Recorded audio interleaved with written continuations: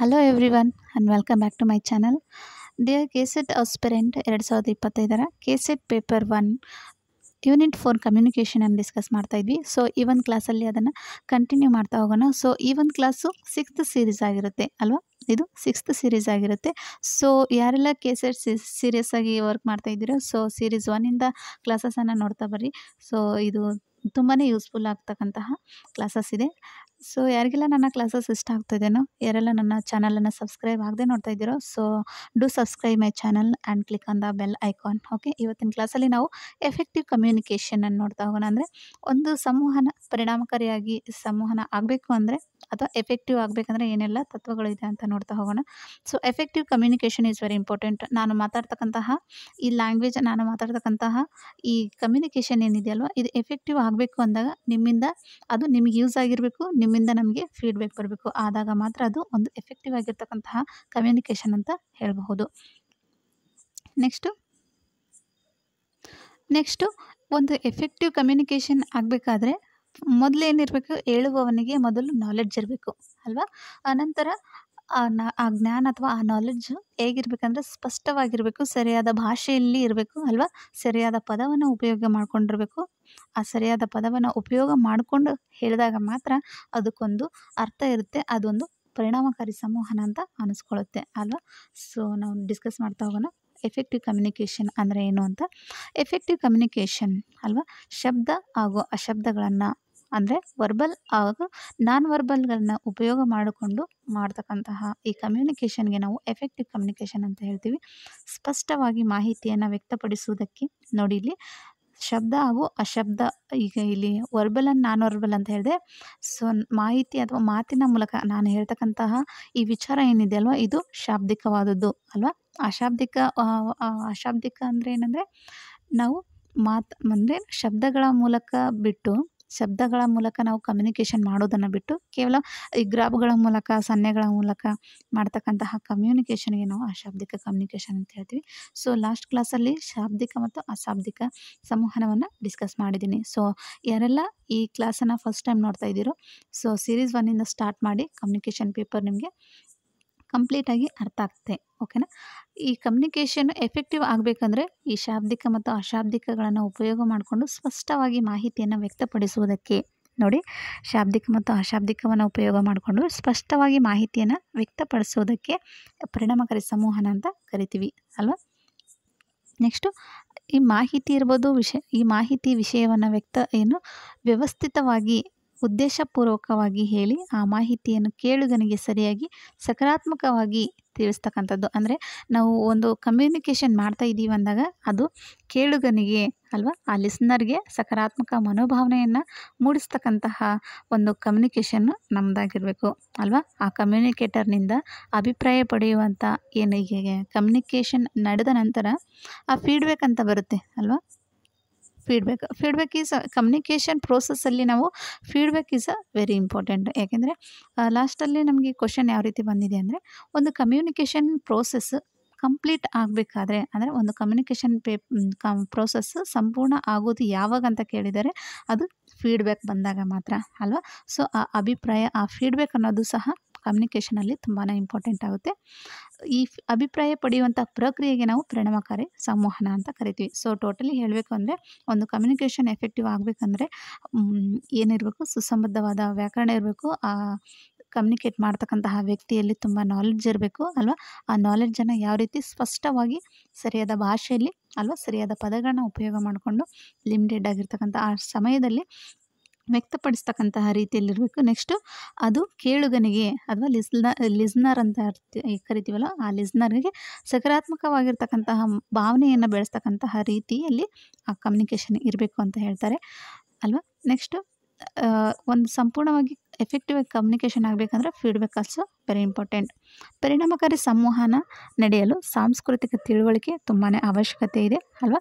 ವಿಷಯದ ಮೇಲೆ ಹಿಡಿತ ಇರಬೇಕು, ವಿಷಯದ ಪಾಂಡಿತ್ಯವಿರಬೇಕು ಅಲ್ವಾ. ಇದು ನೆಟ್ಟಲ್ಲಿ ಕೇಳ್ತಕ್ಕಂತಹ ಕ್ವಶನ್ ಇದು ಯಾವುದು ಅಂದರೆ, ಒಂದು ಎಫೆಕ್ಟಿವ್ ಆಗಿರ್ತಕ್ಕಂತಹ ಕಮ್ಯುನಿಕೇಷನ್ ಆಗಬೇಕಾದ್ರೆ ಯಾವೆಲ್ಲ ಕಾಂಪೊನೆಂಟ್ಸ್ ಇಂಪಾರ್ಟೆಂಟ್ ಆಗುತ್ತೆ ಅಂತ ಕೇಳಿದರೆ ನೆಟ್ಟಲ್ಲಿ.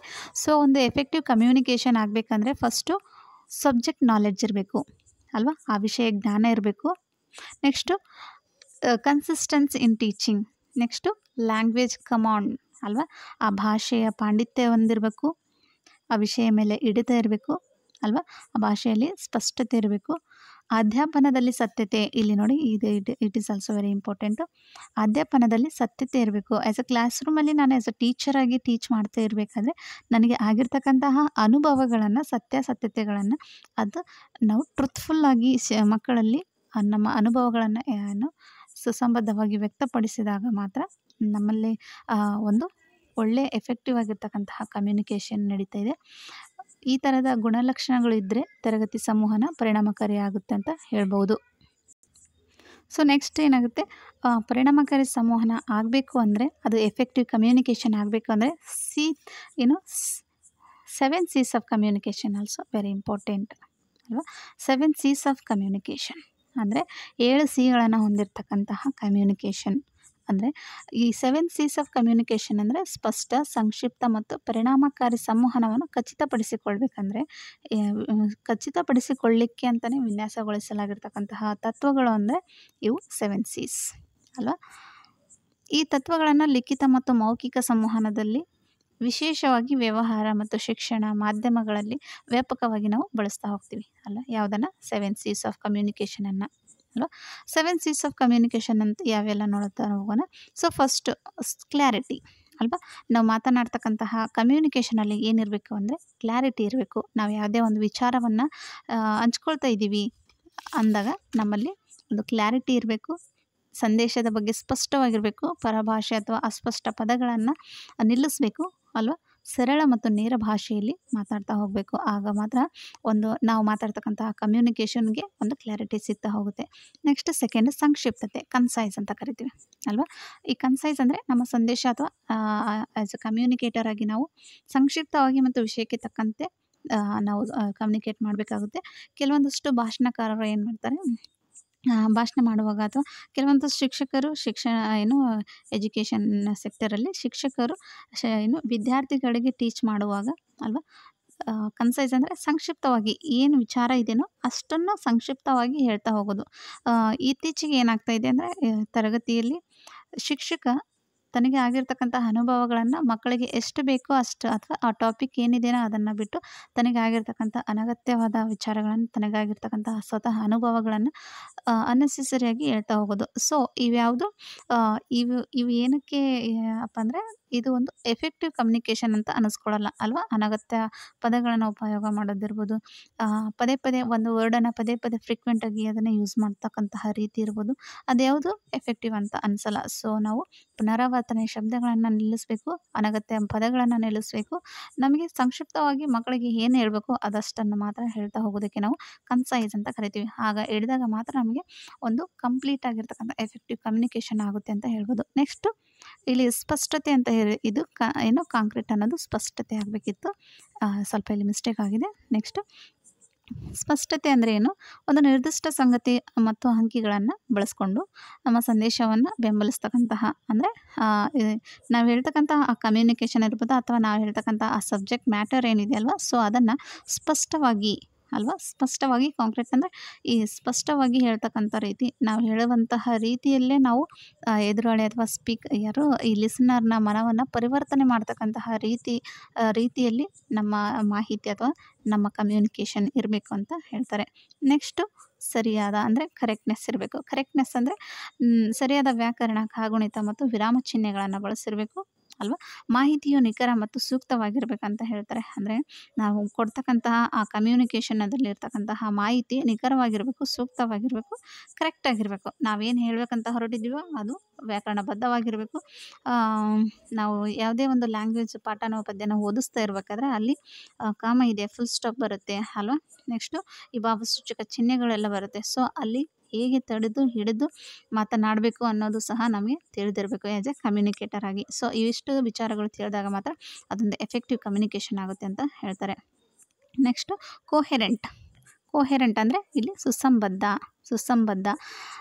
ನಿಮ್ಮ ಪ್ರೇಕ್ಷಕರ ದೃಷ್ಟಿಕೋನವನ್ನು ಅರ್ಥ ಮಾಡಿಕೊಳ್ಬೇಕು ಫಸ್ಟು. ಅಂದರೆ ಈ ಸುಸಂಬದ್ಧ ಅಂದರೆ ಈಗ ನಾವು ಎದುರಾಳಿ ಜೊತೆ ಅಥವಾ ಈ ಲಿಸ್ನರ್ ಜೊತೆ ಮಾತನಾಡ್ತಾ ಇರಬೇಕಾದ್ರೆ, ಸೊ ಅವರು ನಮ್ಮ ಕಮ್ಯುನಿಕೇಷನ್ ಅವ್ರಿಗೆ ಎಷ್ಟರ ಮಟ್ಟಿಗೆ ಅರ್ಥ ಆಗ್ತಾ ಇದೆಯೋ ಇಲ್ವೋ, ಅಥವಾ ನಮ್ಮ ಕಮ್ಯುನಿಕೇಷನ್ ಜೊತೆ ಅವರ ಕಮ್ಯುನಿಕೇಷನ್ ಕೂಡ ತುಂಬಾ ಇಂಪಾರ್ಟೆಂಟ್ ಆಗುತ್ತೆ. ಸೊ ನಾವೊಬ್ಬರು ಮಾತಾಡ್ತಾ ಇದ್ದೀವಿ, ಅವರು ನೀಟಾಗಿ ಕೇಳಿಸ್ಕೊಳ್ತಾ ಇದ್ದಾರೋ ಇಲ್ವೋ, ಅಥವಾ ಆ ಕೇಳಿಸ್ಕೊಳ್ತಕ್ಕಂತಹ ಮನೋಭಾವನೆ ಅವರಲ್ಲಿ ಇದೆಯೋ ಇಲ್ವೋ ಅನ್ನೋದನ್ನು ಫಸ್ಟ್ ನಾವು ತಿಳ್ಕೊಬೇಕು ಅಲ್ವಾ. ನೆಕ್ಸ್ಟು ಅವರ ಭಾವನೆ, ಅವರಿಗೆ ಅಗತ್ಯಗಳು ಏನು, ಅವರ ಅಗತ್ಯತೆಗಳು, ಅವರ ಭಾವನೆ ಮತ್ತು ನಿರೀಕ್ಷೆಗಳ ಮೇಲೆ ನಾವು ಹೆಚ್ಚಾಗಿ ಕೇಂದ್ರೀಕರಿಸಿರಬೇಕು. ಸೊ ನಾವೊಬ್ಬನೇ ಮಾತಾಡ್ತಾ ಇದ್ದರೆ ಅದು ಎಫೆಕ್ಟಿವ್ ಕಮ್ಯುನಿಕೇಷನ್ ಆಗಲ್ಲ. ಸೊ ಒಂದು ಇಬ್ಬರು ವ್ಯಕ್ತಿಗಳು ಮಾತಾಡ್ತಾ ಇದ್ದಾರೆ ಅಂದಾಗ, ಸೊ ಒಬ್ಬ ವ್ಯಕ್ತಿಯ ಭಾವನೆಗಳನ್ನು, ಒಬ್ಬ ವ್ಯಕ್ತಿಯ ನಿರೀಕ್ಷೆಗಳನ್ನು ಇನ್ನೊಬ್ಬ ವ್ಯಕ್ತಿ ಏನು ಮಾಡ್ತಾನೆ ಅದನ್ನು ಕೇಂದ್ರೀಕರಿಸ್ಬಿಟ್ಟು ಅವನಲ್ಲಿ ಆಗ್ತಕ್ಕಂಥ ಅನುಭವಗಳನ್ನು ಆಲಿಸಿ ಕೇಳಿ ಅದಕ್ಕೆ ಪ್ರತಿಕ್ರಿಯೆ ನೀಡಿದಾಗ ಮಾತ್ರ ಅದೇನಾಗುತ್ತೆ, ಸುಸಂಬದ್ಧವಾಗಿ ಎಫೆಕ್ಟಿವ್ ಕಮ್ಯುನಿಕೇಷನ್ ಆಗುತ್ತೆ ಅಂತ ಹೇಳ್ಬೋದು ಅಲ್ವಾ. ನೆಕ್ಸ್ಟ್ ನೋಡ್ತಾ ಹೋಗೋಣ.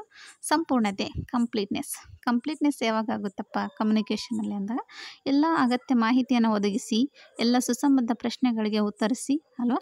ಈಗ ಫಾರ್ ಎಕ್ಸಾಂಪಲ್ ನಾವು ಕ್ಲಾಸ್ ರೂಮಲ್ಲಿ ಇರ್ಬೋದು, ಅಥವಾ ಯಾವುದೇ ಒಂದು ಭಾಷಣಕಾರ ಇರ್ಬೋದು, ಅಥವಾ ಯಾವುದೇ ಒಂದು ಕಮ್ಯುನಿಕೇಟರ್ ಇರ್ಬೋದು. ಸೊ ಕಮ್ಯುನಿಕೇಟ್ ಮಾಡ್ತಾ ಇದ್ದಾನೆ ಅಂದಾಗ ಕೆಲವೊಬ್ಬರಿಗೆ ತಳನೂ ಇರಲ್ಲ, ಬುಡನೂ ಇರಲ್ಲ. ಸೊ ಫಸ್ಟ್ ನಾವು ಯಾವ ರೀತಿ ಸ್ಟಾರ್ಟ್ ಮಾಡಬೇಕು ಅಲ್ವಾ, ನೆಕ್ಸ್ಟು ಯಾವ ರೀತಿ ಕಂಪ್ಲೀಟ್ ಮಾಡಬೇಕು ಅನ್ನೋ ನಾಲೆಡ್ಜ್ ಕೂಡ ಇರಲ್ಲ.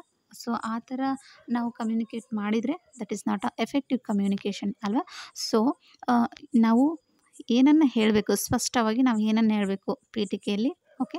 ಬಾಡಿ ಆಫ್ ದ ಕಮ್ಯುನಿಕೇಷನಲ್ಲಿ ಏನಿರಬೇಕು, ಕಂಪ್ಲೀಟ್ ಆಫ್ ದ ಈ ಕನ್ಕ್ಲೂಷನ್ ಆಫ್ ದ ಕಮ್ಯುನಿಕೇಷನಲ್ಲಿ ಏನಿರಬೇಕು ಅನ್ನೋದು, ಅಂದರೆ ಯಾವ್ಯಾವ ಸಮಯದಲ್ಲಿ ಈ ಒಂದು ಕಂಪ್ಲೀಟಾಗಿ ನಾವು ಕಮ್ಯುನಿಕೇಷನ್ ಮಾಡುವಾಗ ಯಾವ್ಯಾವ ಸಮಯದಲ್ಲಿ ಏನು ಹೇಳಬೇಕು ಅನ್ನೋದನ್ನು ಸ್ಪಷ್ಟವಾಗಿ ತಿಳಿದಿರಬೇಕಾಗುತ್ತೆ ಅಲ್ವಾ.